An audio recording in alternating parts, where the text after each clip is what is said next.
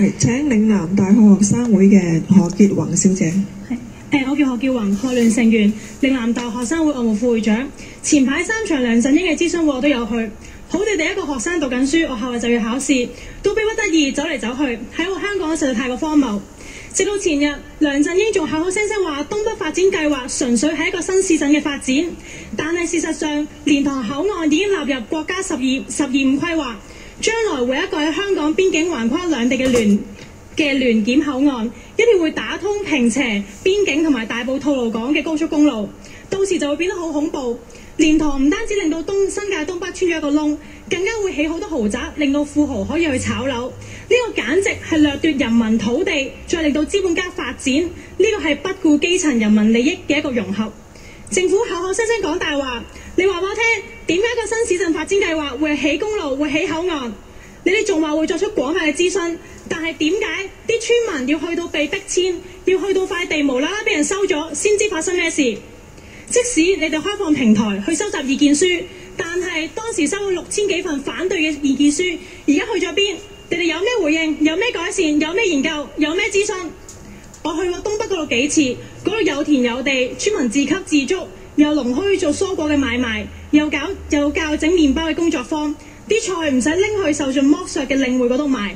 但係而家呢一種掠奪式嘅土地規劃，係要將住咗喺嗰度好多年嘅居民趕走，扼殺農業發展。香港嘅社會已經夠晒單元，但係政府而家要由上而下咁樣用強權同埋入侵性嘅方式，令到社會更加單元。政府唔單止唔愛佢嘅人民，更加要向弱者抽印，令到資本家滿肚長肥。再講呢個東北發展計劃嘅土地，主要係用嚟起豪宅、起商場，當中只有2成嘅土地係起公屋。講到底，即係地產商收地，將原來嘅居民趕走，興建大量嘅豪宅。我打死一世工都買唔到豪宅啊！我左邊呢個買唔到，右邊呢個買唔到，前面呢個買唔到，後邊呢個買唔到。咁政府你可唔可以答我，到底豪宅為誰而建，土地為誰發展？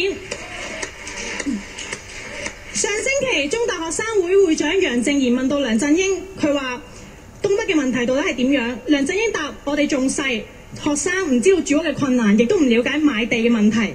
我想答翻去梁振英，呢個唔係買唔買樓嘅問題啊，呢個係根本冇廣泛諮詢嘅問題，係要暴力趕走村民嘅問題，係要消滅農業嘅問題，係政府同埋資本家扣起土地嘅問題。呢個並唔係買唔買樓到嘅問題，而係資本主義之下，一切以利益為名，以發展為名，就可以阻擋一切橫行無阻嘅問題。